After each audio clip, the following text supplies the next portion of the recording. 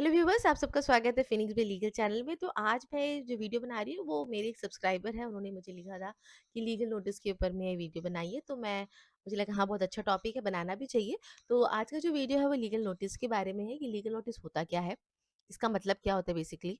दूसरा, क्या इंपॉर्टेंस होता है लीगल नोटिस का, हमें ये क्यों करना चाहिए, क्यों देना चाहिए होता है, कब हमें इसे देने की ज़रूरत पड़ जाती है, और हमें लीगल नोटिस का रिप्लाई किस हिसाब से बनाना चाहिए, किस सिचुएशन पे कैसा रिप्लाई हमें बनाना चाहिए। तो आज का ये पूरा का पूरा वीडियो जो होता है ये एक लीगल नोटिस के ऊपर में ही होने वाला है। तो बिना कोई टाइम वेस्ट के चलिए वीडियो को स्टार्ट करते हैं। तो सबसे पहले जानते हैं कि लीगल नोटिस होता क्या है। देखिए, लीगल नोटिस नाम पे ही हुआ है कि एक नोटिस दिया जा रहा है, एक चेतावनी दी जा रही है। किस बात की चेतावनी दी जा रही है? चेतावनी इस बात की दी जा रही है कि अगर मैंने आपको जो बात बोला है, अगर आप उस बात को नहीं मानते हैं, तो मैं कोर्ट चढ़ूँगा। बेसिकली मुख्यतः लीगल नोटिस में यही रहता है। फॉर एग्ज़ाम्पल की अगर मैं बात करूँ, मेरे क्लाइंट बोल रहा है कि जो श्याम है, श्याम को मैंने लीगल नोटिस दिया है, मैंने श्याम को बोला है कि राम बोल रहा है कि आपने उसे 50,000 रुपए वापस करना है। अगर आपने 50,000 रुपया लीगल नोटिस मिलने के 15 दिन के अंदर आप नहीं करते, तो हम फिर जाएँगे कोर्ट में और मनी का सूट फाइल करेंगे। तो मैं आपको चेतावनी दे रही हूँ कि 15 दिन के अंदर में आप मुझे ये पैसा मेरे क्लाइंट को वापस कर दें। ये होता है बेसिकली एक लीगल नोटिस।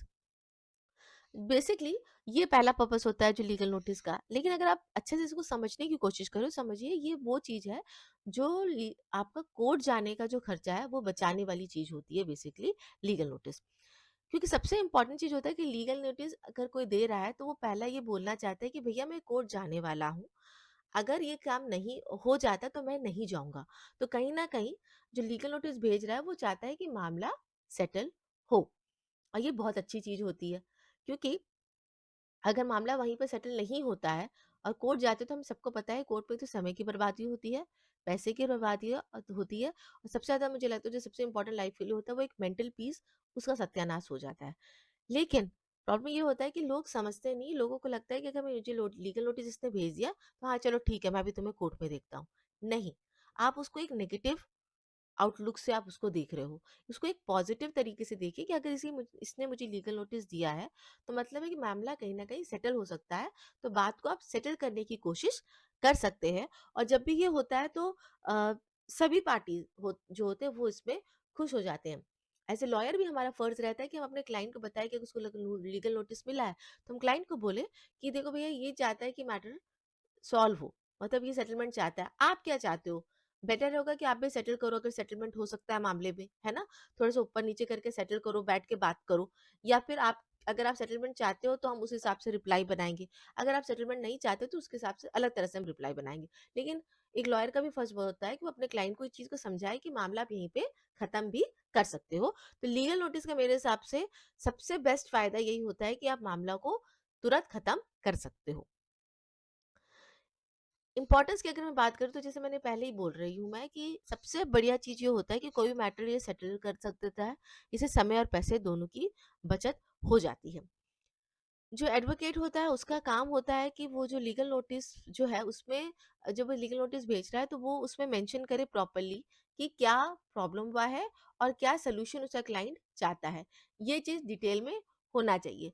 इसके 2 कारण होते हैं, अगर आपने लीगल नोटिस आप दे रहे हैं तो एक तरह का तरीके से कहीं पे आपका वो लीगल डॉक्यूमेंट भी बन रहा है। ये कोर्ट में अगर मामला सेटल नहीं हुआ है, तो ये चीज़ फिर कोर्ट में यूज़ होने वाला है। ये समझ के चलिए। अगर ये कोर्ट में आपका यूज़ होगा एज़ अ डॉक्यूमेंट्री एविडेंस, ये जाएगा ही जाएगा, तब आपका लीगल नोटिस जो होता है वो एक प्रॉपर्ली होना चाहिए, डिटेल में होना चाहिए।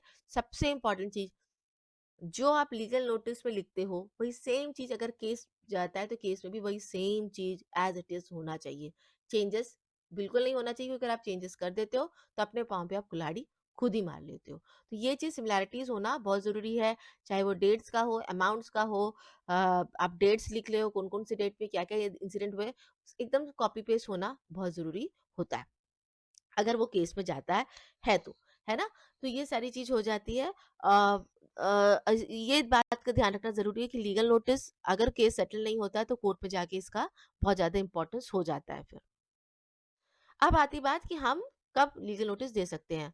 कब से पहले मैं बात करूँ कौन-कौन से सिचुएशन पे हम दे सकते हैं। देखिए, जो लीगल नोटिस होता है ये सिविल और क्रिमिनल दोनों केसेस में जाता है। क्रिमिनल में कैसे जाता है? क्रिमिनल में आपका अगर मुझे मेंटेनेंस का माँगना है, उसके लिए भेज सकते हैं। डिवोर्स लेना है, उसके लिए भेज सकते हैं। चेक बाउंस का केस हो गया उसके लिए दे सकते हैं। कंज्यूमर का कोई केस हो गया उस पे आप लीगल नोटिस भेज सकते हैं। सिविल में तो भैया सारे प्रॉपर्टी मैटर जो भी होते हैं सभी में आप लीगल नोटिस आप दे सकते हो, कोई उसमें ये नहीं है। हाँ, कोई आपका रजिस्ट्रेशन नहीं कर रहा है, सेल एग्रीमेंट होके रखा के रखा है तब दे सकते हो। किराएदार नहीं खाली कर रहा है उसमें तो मैंडेटरी है कि आपको लीगल नोटिस देना ही देना है 3 महीने का कि भैया आप खाली करो, या किराया नहीं दे रहा तब भी आपको देना होता है। बहुत सारे केसेस में लीगल नोटिस एक इंपॉर्टेंट होता है, मैंडेटरी होता है, उसके बिना आगे केस नहीं बढ़ सकती। जैसा कि आपका चेक बाउंस का केस हो गया, मकान मालिक किराएदार का केस हो गया, इन सारे केसेस में मैंडेटरी होता है केस फाइल करने से पहले लीगल नोटिस देना है। यहाँ पे मैं ज़रूर बात करना चाहूँगी कि लीगल नोटिस का मेरा मोस्ट इम्पोर्टेंट पर्पस होता है कि मैटर को सॉल्व हो कोर्ट जाने से पहले, और जहाँ तक कोशिश होती है कि हमें वो करना चाहिए कि मैटर सॉल्व हो।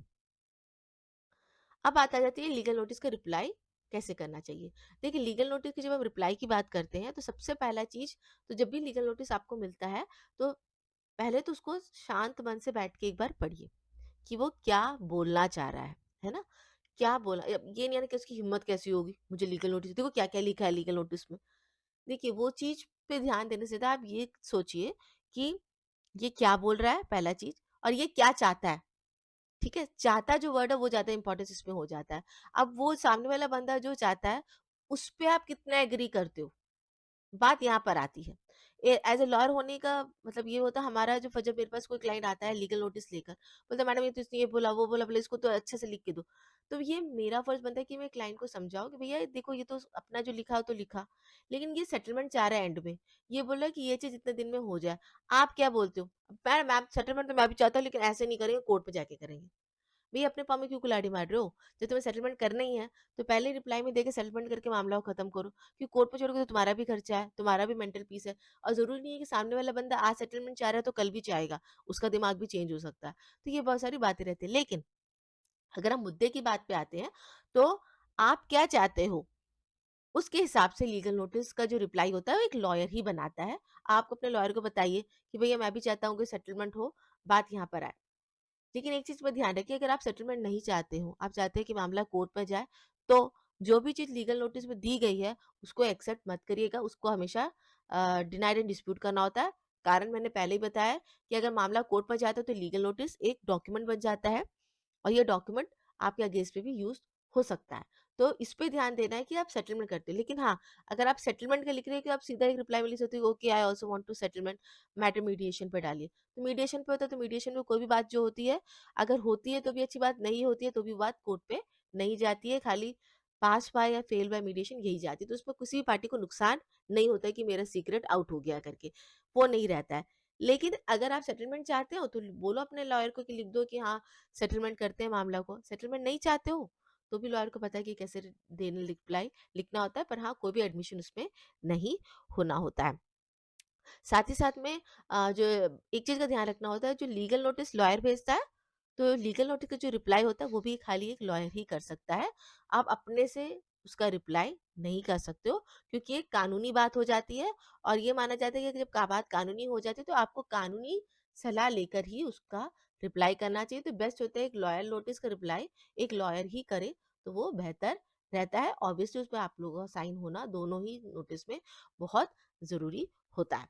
अंत में यही कहना चाहूँगी, जहाँ तक कोशिश करिए, अगर लीगल नोटिस हो रहा है या मामला मीडिएशन होकर या मध्यस्थता होकर सेटलमेंट होने की बात होती है, तो उसको ईगो में मत लीजिए।